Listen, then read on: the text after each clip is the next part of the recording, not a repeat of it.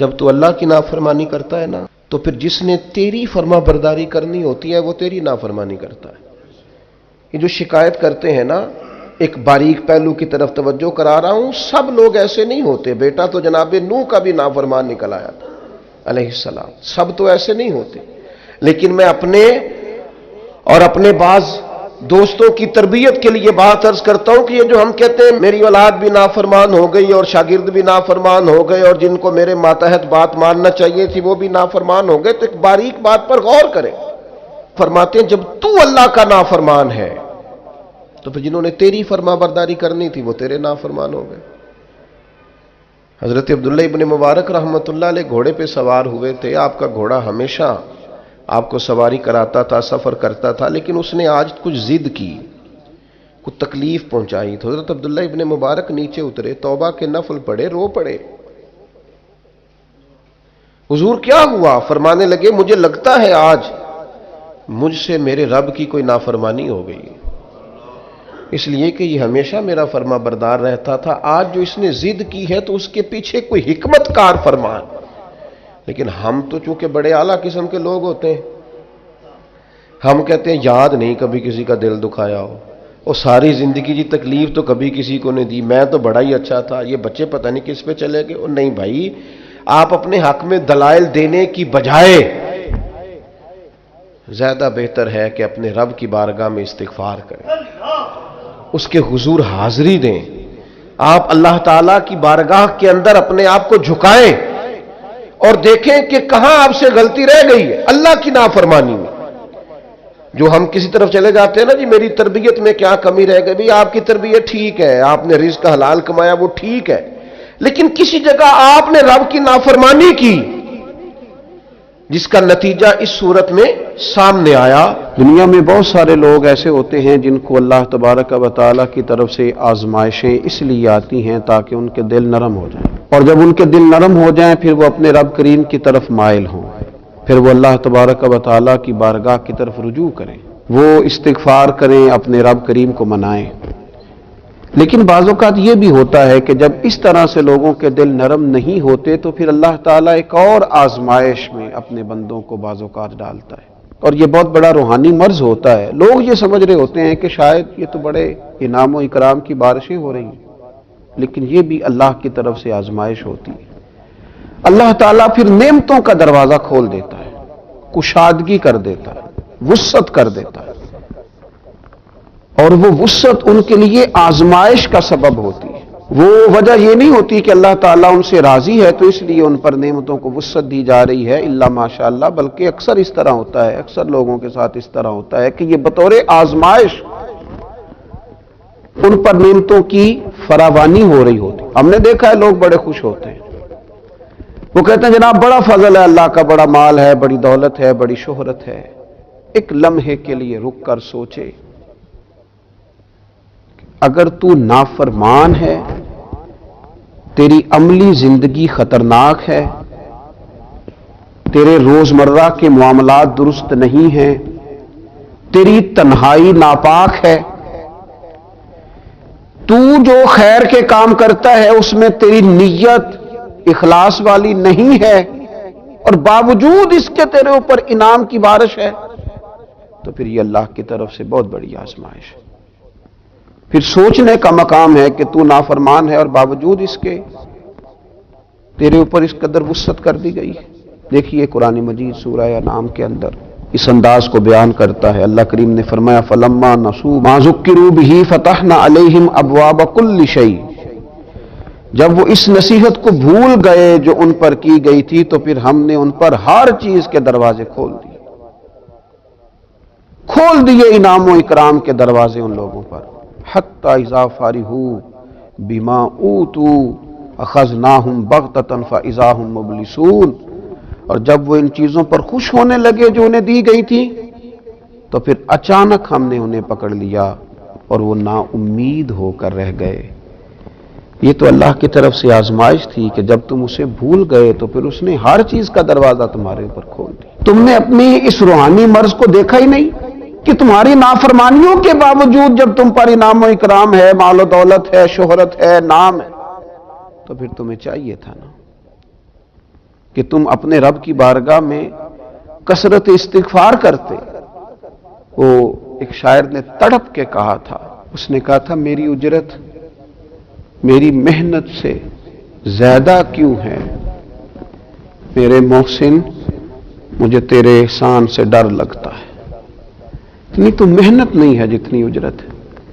اس روحانی مسئلے کو سمجھا جائے، یہ گہری بات ہے، اس پر غور کیا جائے. کہیں ایسا نہ ہو کہ وہ مقام آ جائے جہاں خدا معاف فرمائے وقت پکڑ کا ہو، اچانک پکڑ کا وقت آ جائے. یہ دیکھیے مسند احمد میں حضرت عقبہ بن عامر رضی اللہ تعالیٰ عنہ کی روایت مروی ہے. فرماتے ہیں کہ نبی اکرم صلی اللہ تعالیٰ علیہ وسلم نے فرمایا، جب تم یہ دیکھو کہ اللہ تعالیٰ بندوں کو ان کے گناہوں کے باوجود ان کے سوالوں کے مطابق عطا فرما رہا، جو وہ مانگتے ہیں انہیں ملتا جا رہا، اگرچہ وہ نافرمان ہے. ان کی زندگی کی جو کتاب ہے وہ رب کریم کی فرما برداری سے پر نہیں ہے نافرمان، لیکن انہیں ملتا جا رہا ہے، ملتا جا رہا ہے، اور سوالوں کے مطابق ملتا جا رہا ہے، جو مانگتے ہیں دیا جا رہا ہے. تو حضور فرماتے ہیں یہ صرف اللہ تعالیٰ کی طرف سے ان کے لیے ڈھیل ہے، جس تو استدراج ہے، ڈھیل ہے ان کے لیے. پھر آپ نے اسی آیہ مقدسہ کو تلاوت فرمایا اور فرمایا یاد رکھو جب اللہ تعالیٰ نافرمانی کے باوجود کسی پر ہر چیز کے دروازے کھول دے تو کہیں ایسا نہ ہو پھر اس کی پکڑ بھی سخت آئے. اپنے معاملات کو ٹٹولیں، اپنی چیزوں پر غور کریں. دیکھیے انسان پر اصل انعام تو اللہ تعالیٰ کا یہ ہے کہ اسے سجدے کی توفیق ملے. اصل انعام تو یہ ہے کہ اس کے دل میں نفرت پیدا ہو جائے لقمہ حرام کے لیے. اصل انعام تو اللہ تبارک و تعالیٰ کا یہ ہے کہ اس کے قدم اللہ کی فرما برداری کے لیے ہی اٹھے، نافرمانی کے لیے نہ اٹھے. اصل تو انعام رب کریم کا بندے پر یہ ہے کہ انسان کی زبان سچ بولے، اس کی آنکھیں شرم و حیا والی ہو، اسے روحانی مرض سے شفا تو اس طرح میسر آئے گی کہ اس کا دل حق کو قبول کرنے والا ہو، اس کے ذہن اور دماغ پر کسی قسم کے کسی تکبر عجب کا پردہ نہ پڑا ہوا ہو. اصل تو اللہ کا انعام یہ ہے، اصل تو اللہ کا انعام یہ ہے، اصل تو اللہ کا انعام یہ ہے کہ دل دروازہ رسول کا گدا ہو، رسول رحمت صلی اللہ علیہ وسلم کی محبتوں، حضور علیہ السلام کی غلامیوں کا شیدا ہو، نبی پاک علیہ السلام کی طرف اس کا قلبی میلان بڑھتا ہو، زبان پر درود و سلام جاری ہوتا ہو، سنت اور شریعت کے ساتھ ظاہر اور باطن آراستہ ہو، نبی پاک علیہ السلام کی محبت کی دولت اسے نصیب ہو. مجھے بتائیے کتنا مال تھا سیدنا بلال حبشی کے پاس، کتنی دولت تھی حضرت سلمان فارسی کے پاس، کیا اثاثہ جات تھے حضرت مقداد کے، لیکن یہ دنیا کے امیر ترین لوگ تھے، یہ کائنات کے سخی اور غنی تھے، یہ قابل رشک لوگ تھے. ان کی زیارت کے لیے آنکھیں ترستی ہیں، ان کے تذکرے دل کو ٹھنڈا کرتے ہیں، لیکن ان کے پاس دنیا کا ظاہری مال و اسباب تو نہیں تھا، پر وہ دولت تھی کہ جو دولت نہ پیسوں سے ملتی ہے نہ طاقتوں سے ملتی ہے، نہ وہ انسان کے معروف اور مشہور ہونے کی وجہ سے اس کے ہاتھ آتی ہے. تو یاد رکھیں اگر یہ پتہ صرف بندے کو خود ہوگا، یہ ایسی روحانی بیماری ہے جس کی صرف متعلقہ شخص کو خبر ہوگی، جس کے ساتھ یہ بیماری لگی ہوگی صرف وہی جانتا ہوگا من دانم کے من دانب کہ اگر اللہ کی نافرمانی کے باوجود اللہ کے انعامات کی کثرت ہے تو پھر یہ اللہ کی طرف رجوع کرے، پھر یہ غور کرے کہ کہیں ایسا تو نہیں ہے کہ اللہ تبارک و تعالی کی بہت بڑی آزمائش کا اسے سامنا ہے. اللہ تعالی ہمیں سمجھ نصیب فرمائے، اس پر غور کرنے کی توفیق نصیب فرمائے. اللہ کریم نے ہمیں حکم دیا ہے کہ مال کا حساب نہ کرو، اپنی ذات کا بھی حساب کرو. تم اپنے اوپر غور کرو. صوفیہ ایک مراقبہ کراتے ہیں، مراقبے کا یہی معنی ہوتا تھا کہ تھوڑی دیر بندہ اکیلے بیٹھے وہ سوچے کہ اللہ کی نعمت کتنی ہے اور جواب میں میرا شکر کتنا ہے، میرے اوپر جو اللہ کی طرف سے آزمائش ہے وہ کتنی ہے، اور اس کے مقابلے میں جو اللہ کی دی ہوئی نعمتیں ہیں وہ کتنی ہے، اس سے شکر اور صبر دونوں چیزیں سمجھ میں آتی ہیں۔ یہ حساب، یہ مراقبہ پھر بندے کو تھوڑا آگے لے کے چلتا ہے، پھر انسان یہ سوچنے لگ جاتا ہے کہ یار پہلے میں کبھی ایسا بھی دور تھا جب میں نماز نہیں پڑھتا تھا تو بے سکون ہو جاتا تھا، اب مجھے کیا ہوا؟ وجوہات تو ایسی ہے نا۔ کیا وجہ ہے کہ ایک وقت ایسا تھا کہ نیکی کی طرف میں کھینچا چلا جاتا تھا، اب میں کوشش بھی کرتا ہوں تو نہیں جا پاتا، کچھ وجوہات تو ہے نا۔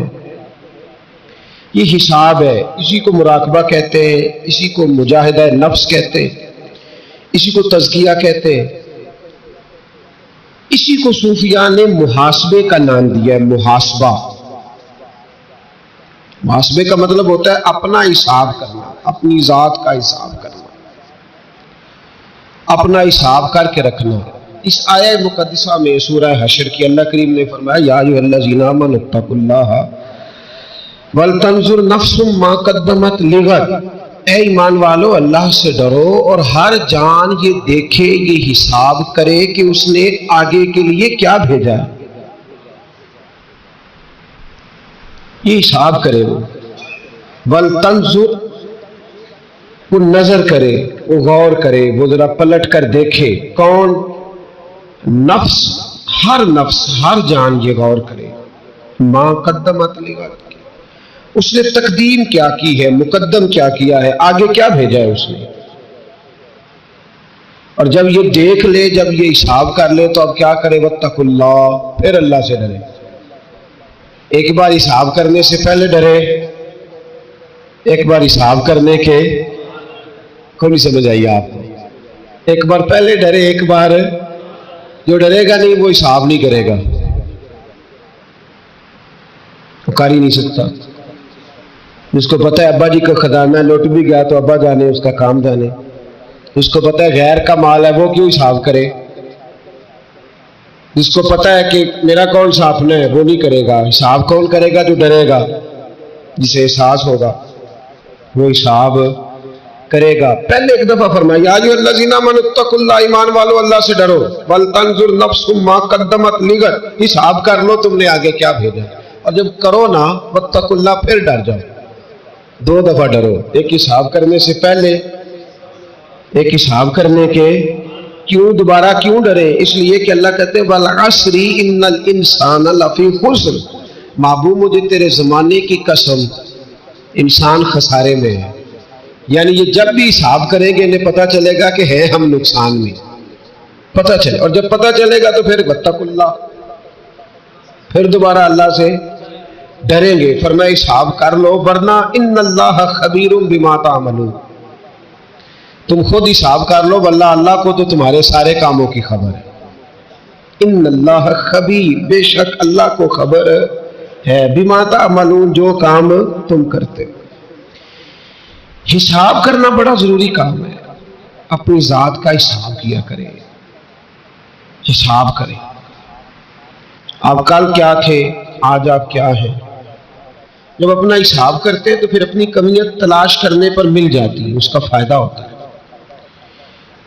اپنے نفس کا، اپنی نبی پاک علیہ السلام نے فرمایا، ترمذی کی حدیث ہے، حضور نے فرمایا وہ سمجھدار ہے جو اپنا حساب کرے اور اپنی نیکیوں میں اضافہ کرے۔